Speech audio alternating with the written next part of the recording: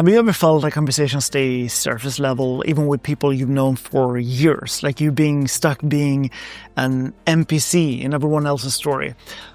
Well, have you ever thought about when you watch a movie and something happens to the main character, you're super invested, and at the same time, you don't care at all what happens to some side character?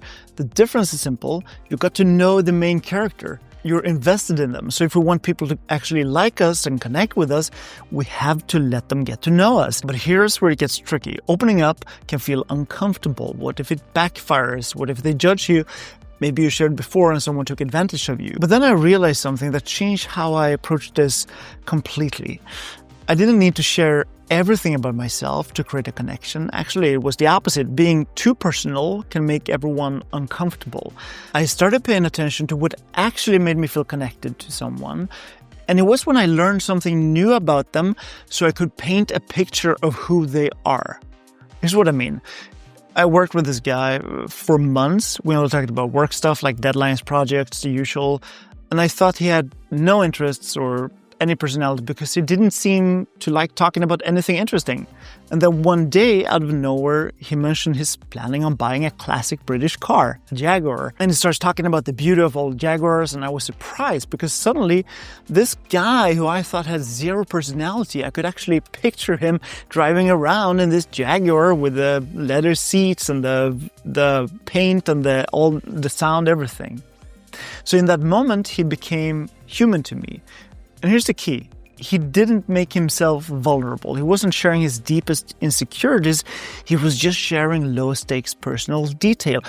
But it completely changed how I saw him. And we call this low-stakes sharing. It's about sharing personal thoughts and details that make you human without making yourself vulnerable. Now, you might be thinking, but what if they judge me for my random thoughts? Well, here's where it gets interesting. Here at Social Self, we call this the safety paradox. It's the belief that it's safe to be quiet and guarded. But in reality, people judge us way more when we're closed off than when we're open and personable. Being open actually makes us more likable. Think about it. Who do you like the most? Someone who never shares anything personal, or someone who tells you that they, eat the pizza crust first because they like saving the best part for the last? So here's how you actually do this.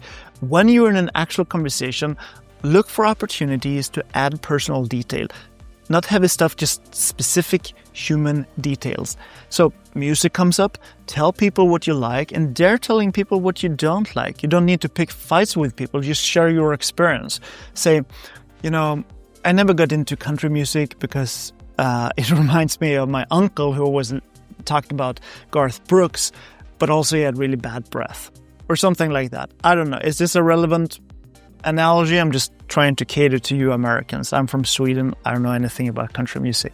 But the point is, you're not bashing country music. You're just sharing a specific human memory. The magic is in the specifics. So you don't just say that you like movies. You mention that you always stay for the credits because you worked on a film once and you know how hard those people work. And don't just say that you exercise. Mention that you work out by yourself because you always mess up when you try to do group training. What you're not doing is dumping or oversharing. You're not talking about your deepest fears or problems or relationship stuff with someone that you just met. That's something you can do much later on if you want to. But you're simply adding color to the black and white outline that most people have of you. And a lot of us have this voice inside saying, why would anyone care about my random thoughts? But those personal thoughts and preferences and little stories are exactly what transforms you from a forgettable side character into someone that people actually care about.